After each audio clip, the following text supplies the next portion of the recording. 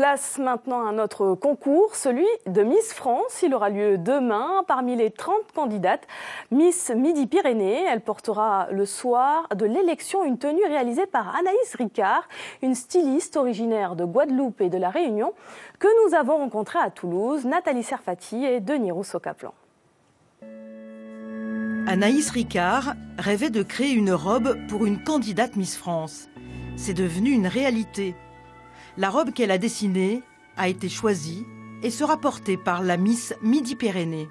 Je me suis inspirée principalement de la croix occitane. Au niveau des formes, je me suis inspirée des costumes folkloriques de l'époque, les grandes robes très évasées, très longues.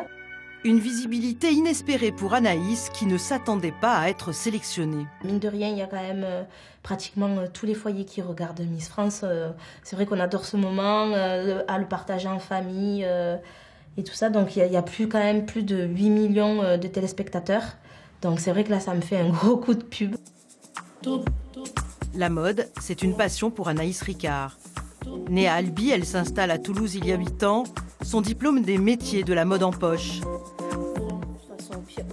Aujourd'hui, à 27 ans, elle en vit. Anaïs réalise ses propres modèles. Son style ? Chic, original, mais j'essaie de garder toujours un petit peu cette touche de classique en fait. Avec ses créations, Anaïs participe à différents concours. Son culot et son talent lui ouvrent même les portes de la Fashion Week de Paris et de Milan. En fait, c'était dans la catégorie des créateurs émergents. Donc voilà, il y avait plusieurs créateurs, des entreprises qui venaient de démarrer. Donc j'ai présenté ma nouvelle collection que je viens de créer. À Toulouse, Anaïs Ricard a trouvé sa voie et sa clientèle. C'est au centre-ville que nous la retrouvons. D'un pas assuré, elle nous emmène dans sa boutique préférée, un magasin de tissus de luxe. Elle vient voir les nouveautés pour sa prochaine collection.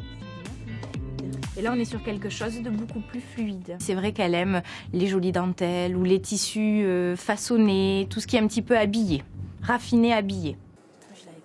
Anaïs a plein de projets en tête. Tenter à nouveau le concours meilleur ouvrier de France, faire des défilés et trouver la dentelle pour sa robe de mariée.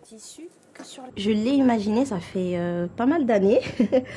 Et donc, je pouvais pas pour mon mariage, il fallait que ce soit moi qui me la fasse. Anaïs a aussi un rêve secret qu'elle nourrit depuis longtemps, celui de réaliser un jour une robe pour la chanteuse Beyoncé.